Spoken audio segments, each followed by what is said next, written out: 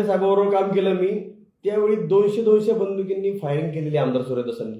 त्या गोष्टी सुद्धा सगळे पुरे आहेत माझ्याकडे. मेडिकलचे गुंडांना, गुन्हेगारांना माझं कधीही ओपन चॅलेंज आहे आणि मी कुठल्याही चौकामध्ये कुठेही त्यांना दंड ठोपटतो.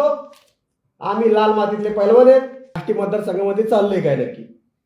आणि असं असून जर का संतोष देशमुख प्रकरण घ्या तुम्ही, ज्या पद्धतीने ते एवढ्या म्हणजे कांगारावळा करत मीडिया दिसली की प्रत्येक ठिकाणी पुढे जात होते, प्रत्येक ठिकाणी बोलत होते.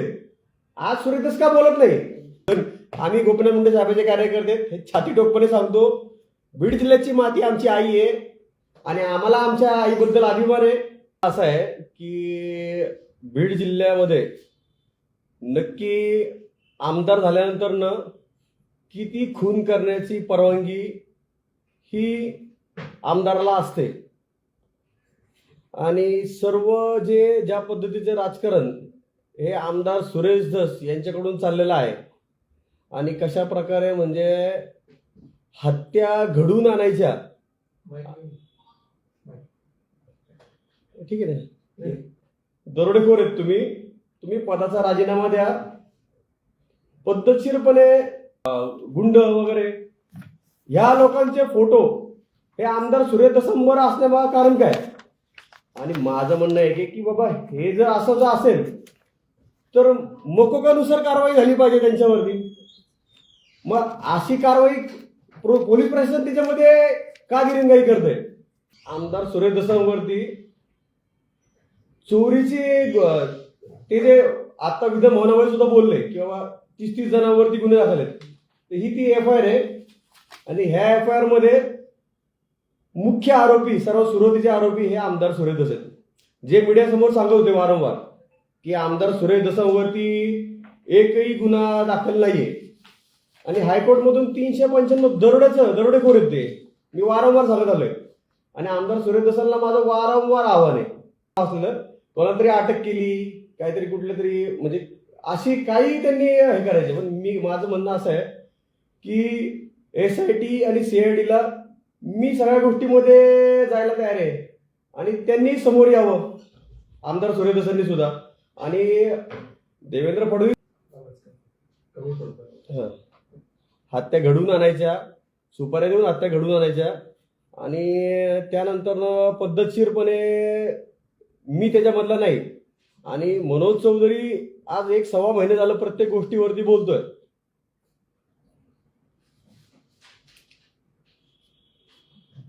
काय ते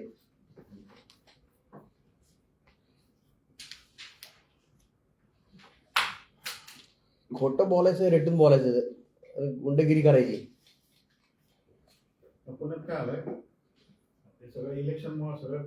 माझ्या घरासमोर येऊन मनोज चौधरीने आव्हान दिलं. बरं तुम्ही लोकप्रतिनिधी आहेत ना, आव्हान स्वीकारा आणि या ना रस्त्यावर. या तुम्ही मीडियासमोर या. माझं म्हणणं काय आहे, म्हणजे आपण तर तसं कृत्य कुठलंच केलं नाही, त्यांच्या घरासमोरही कधी गेलो नाही आणि आपल्याला जायची गरज नाही. आपण जे आहे लोकशाही मार्गाने सोशल मीडियावरती म्हणतोय, पत्रकार परिषद घेऊन म्हणतोय की आमदारांनी देवाभाऊ समोर यावं. मुख्यमंत्री साहेब देवाभाऊ आमदारकी पदाचा राजीनामा द्यावा. आणि मी ज्या गोष्टी आरोप करतोय त्या गोष्टीमध्ये सुरेश दसांनी सामोरं जावं. आणि दूध का दूध, पाणी का पाणी होऊन जाऊ दे ना एकदा. खरं बोलणं म्हणजे मनोविकृतपणा आहे बीड जिल्ह्यामध्ये. आणि एक दुसरा विषय, काल ते काहीतरी पनवेलमध्ये कुठेतरी कोणातरी काहीतरी अरेस्ट, मनोज चौधरी नाव सेम, अटक काहीतरी झाली. तर त्यांच्या कार्यकर्त्यांनी काय केलं, त्याचे ते स्क्रीनशॉट असतो का त्या नावाचा, तो स्क्रीनशॉट पसरवून की मनोज चौधरीला अटक केली. म्हणजे हास्यास्पद यांचं वागणं आहे. म्हणजे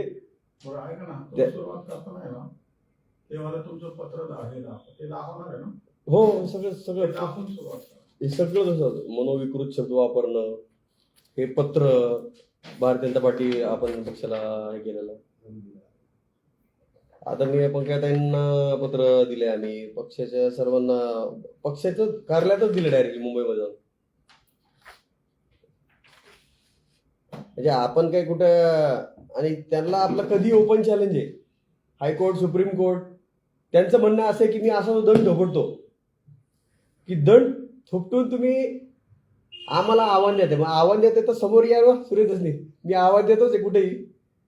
त्यांनी काय पसरवलं की बाबा असं आहे की बीड जिल्ह्यामध्ये नक्की आमदार झाल्यानंतर न किती खून करण्याची परवानगी ही आमदाराला असते आणि सर्व ज्या पद्धतीचे राजकारण हे आमदार सुरेश धस यांच्याकडून चाललेलं आहे आणि कशा प्रकारे म्हणजे हत्या घडवून आणायच्या. ठीक आहे ना, एक सव्वा महिने झालं की आपण सगळ्या विषयावरती बोलतोय. तर आमदार सुरेश धस आता गेले कुठं? म्हणजे त्यांना जे मीडिया समोर दिसली की प्रत्येक गोष्टीमध्ये बोलण्याचा जो हाव सुटत होती, आता कुठे गेले सुरेश धस साहेब? म्हणजे हे नक्की चाललंय काय? आणि मनोज चौधरींनी जर का सत्य बोलण्याचं जर जेव्हा बोलतायत तेव्हा हे अशा प्रकारे त्यांना मनोज चौधरी मनोविकृती म्हणणं हे कितपत योग्य आहे? आणि काल मनोज साहेब, मुख्यमंत्री साहेब देवेंद्र फडणवीस साहेब त्यांच्या समोर सगळ्या गोष्टी घेऊन यावं की बाबा कशा पद्धतीने आपण खोटं बोलताय आणि गुन्हेगारी ही बीड जिल्ह्यामध्ये पूर्णपणे पोचताय, त्याच्याबद्दल तुम्ही जरा हे सांगा सगळ्या गोष्टीचे. आणि माझी वैयक्तिक आमदार सुरेश धसांवरती चोरीची ते जे आता विधान भवनामध्ये सुद्धा बोलले की बाबा 30 जणांवरती गुन्हे दाखल आहेत, तर ही ती FIR आहे. आणि ह्या FIR मध्ये मुख्य आरोपी, सर्वात सुरुवातीचे आरोपी हे आमदार सुरेश धस आहेत, जे मीडियासमोर सांगत होते वारंवार की आमदार सुरेश धसांवरती एकही गुन्हा दाखल नाहीये. आणि हायकोर्टमधून 395 दरोडेखोर आहेत ते, मी वारंवार सांगत आलोय. आणि आमदार सुरेश धसांना माझं वारंवार आव्हान आहे, दरोडेखोर आहेत तुम्ही पदाचा राजीनामा द्या, पद्धतशीरपणे मुख्यमंत्री साहेबांसमोर सगळ्या गोष्टी मांडा, तुमचं काय सत्य आहे ते सगळं बाहेर पडेल. मी पक्षाकडे तर माझ्या वती म्हणजे मनोज चौधरींनी जिल्हा परिषद लढली नाही पाहिजे म्हणून सोशल मीडियावरती मनोज चौधरीला तुम्ही धमकी देणार जीव मारण्याच्या.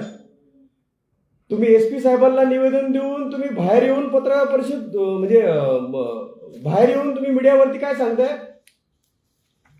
निवेदन माझ्या नावाचं मनोविकृत दिलं आणि बाहेर येऊन सांगता की आम्ही जर का मनोज चौधरीचा आवाज जर बंद नाही केला तर आम्ही मारहाण करू त्यांना.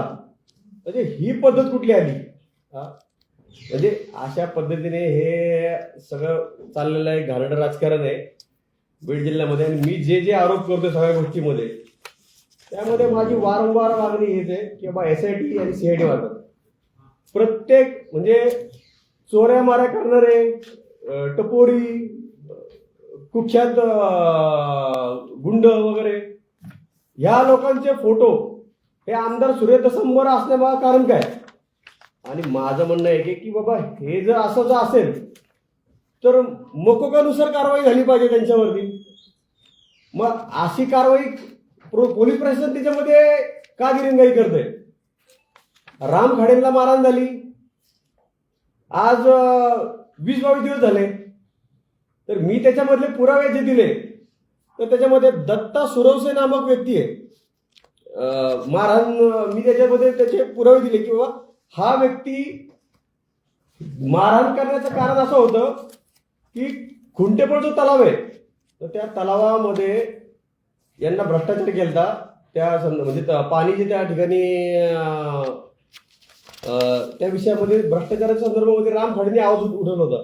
आणि हा तो व्यक्ती आहे दत्ता सुरवसे. आणि हा शेजारचा जो व्यक्ती दिसतोय तर ते ओपन मध्ये सोशल मीडियावरती 302 हे बघा नीट बघा, हे बघा नीट, सोशल मीडियावरती सांगण्यात येते की बाबा नेक्स्ट टार्गेट 302, नेक्स्ट टार्गेट 307. म्हणजे असं जर का गुन्हेगार लोक सोशल मीडियावरती जर का टाकत असतील तर बीड जिल्ह्यामधला पोलीस प्रशासन करते काय? आणि आम्ही जर का सगळ्या गोष्टीचे पुरावे सगळ्या गोष्टी देतोय. विषय असा आहे, आमदार असल्यामुळे स्थानिक लेवलचं जे पोलीस प्रशासन आहे ते दबावात काम करतंय. पहिली गोष्ट म्हणजे वारंवार मी मागणी करतोय की तिथले जे पी आहेत, संबंधित पी आहेत, त्यांचं पहिलं म्हणजे त्यांची बदली तिथून पहिले त्यांच्यावरती कारवाई करण्यात यावी. कारण त्यांचं जे वागणं चाललेलं आहे, ते गुंडांना पोसायचे जे प्रकार चालू आहेत, ते हुकुमशाहीचा प्रकार चाललंय सरळ. म्हणजे आपण नक्की काय, म्हणजे महाराष्ट्र जो संतांची भूमी म्हणतोय आपण, आणि मग आमच्या बीड जिल्ह्याला वेगळा न्याय का असावा? म्हणजे की आम्ही वारंवार म्हणतो की संतांची भूमी आमची आणि बीड जिल्ह्याला आमचे वेगळा न्याय का? आपण म्हणजे सत्य बोलणाऱ्या व्यक्तीला जर का तुम्ही अशा प्रकारे टार्गेट करणार असाल तर नक्की बोलायचं तर कोणी, आणि गरिबांचा आवाज बनणार कोण? मी माझ्या पक्षाकडे रितसर मागणी केली आहे की जिल्हा परिषदला मला उमेदवारी देऊन विकासाचं काम करण्यासाठी मला म्हणजे जे काय कार्यकर्ते, विकास करणारे कार्यकर्ते आहेत, म्हणजे जे काही विकासाचं विजन घेऊन चालणारे कार्यकर्ते आहेत, त्यांना संधी द्यावी. जर हे आमदार असतील तर भारतीय जनता पार्टीचं पद, आष्टी पाटोदा शिरूर मतदारसंघाचं अध्यक्षपद जे आहे ते माझ्याकडे देण्यात यावं. म्हणजे जे काय आम्ही म्हणतोय की गोपीनाथ मुंडे साहेबांचे आम्ही कार्यकर्ते आहेत, आदरणीय मुख्यमंत्री देवेंद्र फडणवीस साहेबांचे कार्यकर्ते आहेत, पंकजाताईंचे कार्यकर्ते आहेत, म्हणून आम्हाला त्या ठिकाणी टार्गेट करण्यात येतंय. तर आम्ही गोरगरिबांचा आवाज बनवून जर का सगळ्यांसमोर येत असेल तर आम्हाला काय संधी देऊ नये? आणि आमदारांनी त्याच्यामध्ये म्हणजे प्रत्येक ठिकाणी आमदाराच्या घरातली लोक पाहिजेत. म्हणजे जिल्हा परिषदला आमदार पण हेच, आणि जिल्हा परिषद पंचायत समितीला सुद्धा ह्याच घरातल्या उमेदवारी तुम्हाला पाहिजे असतील तर मग आम्ही नेमकं कोणाकडे, म्हणजे 10-15 वर्षाला आम्ही जे काम करतोय, आज आम्ही काय प्रत्येक गोष्टीची जी जाण आहे आम्हाला, तर सविस्तर गोष्टी आम्हाला जाण आहे की गुन्हेगारी कशा पद्धतीने बीड जिल्ह्यामध्ये चाललेली आहे. आणि मनोज चौधरी बोलल्यानंतर सुरेश दसला नेमकं कुठला आजार झालाय किंवा सुरेश दस गायब कुठे झाले? म्हणजे सत्य बोलणारा मनोज असेल तर सुरेश दस कुठे नेमकं? मग सत्य सांगा तुम्ही. आणि आम्ही तर कधी, आणि आम्ही आमच्या आईसाठी जरी मरण आलं, मृत्यू मी कपाळाला बांधून मिळतो. जरी मृत्यू आला तरी मी त्या गोष्टीला कुठल्या भीक घालत नाही. गुंडगिरी, दहशत, दादागिरी ही मी मोडीत काढणार आहे पूर्णपणे. फक्त मी ज्या गोष्टी बोलतोय, आता काल एक प्रकरण झालं जामखेड, आता हे आष्टी मतदारसंघातले लोक आहेत, हे आजूबाजूच्या परिसरामध्ये कशा प्रकारे गुंडगिरी घालू, बंदुकीने फायरिंग झालं. कावेरी हॉटेल म्हणून तिथं बंदुकीने फायरिंग झालं, आणि ह्यांच्या जवळचे कार्यकर्ते ते बघू ते सचिन पाचरणे पुण्यामध्ये, हा सचिन पाचरणे म्हणून कार्यकर्ते सोशल मीडिया काहीतरी सांभाळतो, याने मला व्हॉट्सअप कॉल केला 4च्या टायमिंगला परवा दिवशी. मी फोन उचलला नाही, आणि संध्याकाळी मी फ्री झाल्यानंतर त्याला फोन केला तर तो म्हणला की तुमचं नाव घेऊन दादा माझं हॉटेल फोडलं. बरं म्हणलं ठीक आहे, म्हणलं मला नावं द्या, म्हणलं कोणी केलं ते, मी त्यांच्यावर गुन्हा दाखल करतो. मग नाही म्हणजे हे नेमकं चाललंय काय? म्हणजे मनोज चौधरीला टार्गेट करण्यासाठी तुम्ही की कशा प्रकारे करण्यात येत आहे, आणि तुम्ही जर अशा पद्धतीचं घाणेरडं राजकारण करायचं, म्हणजे सत्य बोलणाऱ्याला जर तुम्ही टार्गेट करणार असं तुम्ही, हे तर धनरी सुरेशचा फोटो आहे याच्यावरती सचिन पाचरणे, आणि बीड जिल्ह्याला आष्टी मतदारसंघाला पूर्ण माहिती आहे की बा हा कार्यकर्ता कोणाचा आहे. आणि जर का तुम्ही हे कृत्य अतिशय, आणि आता हे बघा, हा थोरवे म्हणून एक कार्यकर्ता पुंडी गाव यायचं, त्याच खुंटेपळच्या शेजारीचे गाव थोरवे, तुझाही राम खडे करू, आणि सुरेश समोर फोटो. म्हणजे हे नक्की लागेबंदे मी काढले पाहिजेत का पोलिसांनी काढले पाहिजेत, की ह्यातून तर्क काय निघतो किंवा गुंडांना नेमकं पोचतंय कोण आणि यांच्यावरती कारवाई का होत नाही? हे सुरेश दस साहेबांचे फोटो सगळ्यांबरोबर, हे काय आणि पोलीस प्रशासन करते काय बीडचं? तुम्ही बीडच्या पोलीस बीड मधलं जे पुण्यामध्ये येऊन त्यांनी माझ्या घरापर्यंत पुण्यात आले. मी सीपी साहेबांना काल पत्र दिलंय, निवेदन दिलंय की बाबा ह्यांचं पुण्यापर्यंत येऊन माझ्या हातीचा कट रस्ते देतोय. एकच मिनिट मॅडम, एकच मिनिट. हा ठीक आहे. पुण्यामध्ये येऊन माझ्या हातीचा कट रस्ते झाला माझ्यावरती, म्हणजे या 10 वर्षामध्ये की तुम्ही टार्गेट कशा पद्धतीने विरोधकांना केलं पाहिजे आणि पुढच्याला कसं संपून टाकलं पाहिजे. कालही मी सगळ्या गोष्टीची सीपी साहेबांना सगळ्या गोष्टी निवेदन दिलंय. याच्यामध्ये सखोल चौकशी व्हावी. आमदार सुरेश दसांचा राजीनामा घेतला तर आणि तरच SIT मार्फत आणि CID मार्फत सगळ्या गोष्टीची तपास झाला पाहिजे. तर आणि तरच बीड जिल्हा हा शांत राहू शकतो. ही जी गुन्हेगारी पुण्यापासून मुंबईपासून बीडपर्यंत, बीडचं कनेक्शन आहे पुण्यापर्यंत आहे. कुख्यात गुंड, मी नाव ते घेऊ शकत नाही पण घेणार वेळ आल्यावरती मी. ही लोक, आणि मी ते दिले त्यांना गोपनीय गोष्टी द्या, आणि मी हे पोलिसांना सगळे दिलेत. त्यांचे कुख्यात गुंडाचे फोटो हे त्यांच्याबरोबर आहेत, आमदारांबरोबर. पुण्यापर्यंत कनेक्शन आहे त्यांचे गुंडगिरीचे. आणि जो बोलेल त्याची हत्या कशी घडून आणण्यात ते मस्तपैकी कार्यक्रम हे आमदार सुरेश दस चांगला वेळ राबवतो. आता कोणाला काही प्रश्न असतील या विषयामध्ये तर निश्चित तुम्ही विचारू शकता. काय होतं, माझा विषय पूर्ण होईपर्यंत सगळ्या गोष्टी एक पूर्ण झाल्यानंतर प्रश्न विचारल्यानंतर ते योग्य राहतं की बाबा पूर्ण माझ्या होऊ द्या, मग त्यानंतर मग त्यामुळे मी माझ्या लाईनमध्ये चाललोय, त्याच्यामुळे तुम्हाला असं वाटलं तर. आता इथे काय होतं, मोठ्या मोठ्या नेत्यांचे फोटो वापरायचे. मनोज चौधरी तुझा वापर इंग्रज करत आहेत. आता इंग्रज करत आहेत हे लक्ष राहू दे. काही दिवसांनी तुझा पण मर्डर होणार आहे. इंग्रजांची बाजू घेऊन बोलू नको. सुरेश धस अण्णाचा तू इंगेज आहे, मराठी संघ आहे का? अच्छा, इंग्रज आहे का तू? म्हणजे तुझाही मर्डर होणार आहे. हे सोशल मीडियावरती मला, आणि मी संरक्षण मागतोय, 1 महिन्याचं संरक्षण मागतोय.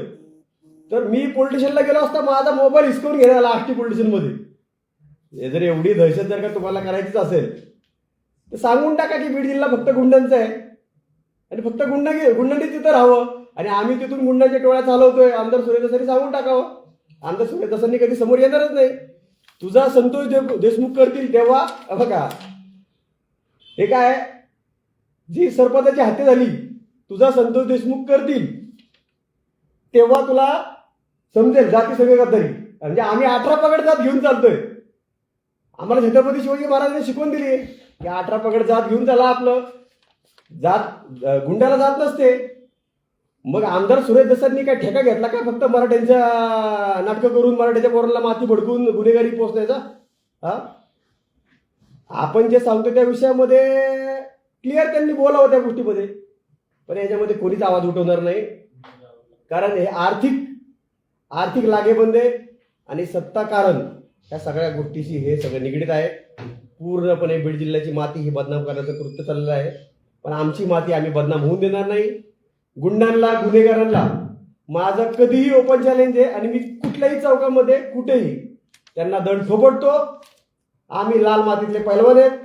आम्हाला पैलवानकी चांगली माहिती आहे, आणि आम्ही धोबीपछाड डाव असतो कुस्तीमध्ये. गुंडांचा आम्ही धोबीपछाड करतो आणि त्यांना त्यांची जागा दाखवतो. ठीक आहे.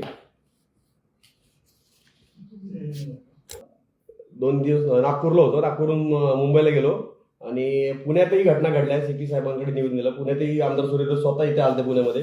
त्यांच्या मोबाईलवर मला मिस कॉल दिला त्यांनी. मिस कॉल कुठे मिस कॉल म्हणजे पुण्यामध्ये येऊन त्यांनी, मी राहायला इथे आहे, मिस कॉल. हा नंबर डायरेक्ट सांगू का तुम्हाला? तर त्यांचा कोणाचा नंबर आहे चेक करा सगळ्यांनी. 3 डिसेंबर रोजी हा मिस कॉल पडलेला आहे मला. याचं कारण काय? मनोज चौधरीचा आवाज दाबायचा कसा? इथे समोर वरती दिसतंय, वरती आहे ना त्याचा. ट्रू कॉलरला मी चेक केलं, तर असं नाव दिसतंय. हा नक्की कोणाचा फोन नंबर आहे? आणि सत्य बोलणाऱ्याचं नक्की तुम्ही काय करणार आहे? सत्य बोलणाऱ्याचं इथपर्यंत येऊन तुम्ही धमकी तयार असतील, आणि हे माझ्या घरातल्या लोकांबरोबर मिटिंग करायच्या, आणि अशा प्रकारे घाणेरडं राजकारण करायचं. हत्याचा कट घरामध्येच राहण्यात येतो. आणि आता मी बोलायला लागलो तर सगळं ते सोशल मीडियावर त्याचा डिलीट करायला चालू केलं त्यांनी. सोशल मीडियावरती बहुत टार्गेट करण्यात येतं. धमक्या खूप चालू आहे. संरक्षण मी वारंवार मागतोय. संरक्षण मला अजूनही दिलेलं नाहीये. जरी आम्ही मेलो तरी शहीद झालो. मातीसाठी मरायला आम्ही काय घाबरत नाही. आणि वरिष्ठांनी दखल घेतलेली आहे. त्यांनी काल मला फोन आला त्यांची की तक्रार आपण घेतोय म्हणून. तर आता उद्या तक्रार परत मी जाऊन आष्टी पोलीस स्टेशनला करणार आहे. पण आजवर मी बूथचा कार्यकर्ता आहे आष्टी बीड जिल्ह्यामध्ये, आणि माझ्याकडे माझं स्वतःचं पक्ष कार्यालय होतं आष्टीमध्ये, तेही आमदार सुरेश दसांनी बंद पाडलं. ॲम्ब्युलन्स होती माझी स्वतःची. फक्त 2014 मध्ये गोपीनाथ मुंडे साहेबांबरोबर काम केलं मी. त्यावेळी 200 बंदुकींनी फायरिंग केलेली आमदार सुरेश दसांनी. त्या गोष्टी सुद्धा सगळे पुरे आहेत माझ्याकडे. मेडिकलचे रिपोर्ट आहेत अजूनही. त्या मुलाला ज्या ज्या गोळ्या लागल्या होत्या, मी सगळ्या गोष्टीचे बिना पुराव्याचं मी कुठल्याही गोष्टी बोलत नाही. हे आमदार सुरेश दस आणि आमदार सुरेश दसच आहेत. आम्ही 15 वर्ष झालं त्याला खेळतोय. 10-15 वर्ष झालं आम्हाला सगळं माहिती. फक्त आम्ही आमदार नसल्यामुळं आम्हाला पद कुठलं मिळून दिलं नाही. आम्हाला पद आजवर त्यांनी कुठलं मिळून दिलं नाही. आणि आम्ही काय बोलायला लागलो की वरिष्ठ नेत्यांना आमचे सांगायचं की आमचे वैयक्तिक वाद आहेत सुरेश दसचे. माझा काय बांधायला वाद आहे का सुरेश दसचा? काय संबंध वैयक्तिक वादाचा? सांग रे बाबा सुरेश दस, तू येऊन सांग, मीडियासमोर सांग ना. जे नेत्यांना वरचे सांगतो की बाबा वैयक्तिक वाद आहे मनोज चौधरीचे माझे, तर वैयक्तिक काय वाद आहेत जरा सांगावं जरा मीडियासमोर येऊन. एक खोटं बोलायचं, रिटर्न बोलायचं आहे. आमदार सुरेश दसांचं पहिल्यापासूनचं राजकारण आहे आणि नीच राजकारण, घाणेरडं राजकारण आहे ते. त्याला आम्ही आता बळी पडून देणार नाही लोकांना. खूप लोकांनी सहन केलंय आणि अन्याय एवढा म्हणजे रस्त्यावरच गेलाय सगळ्या गोष्टीचा अन्याय. तो सहन होत नाही आता आम्हाला. ओके.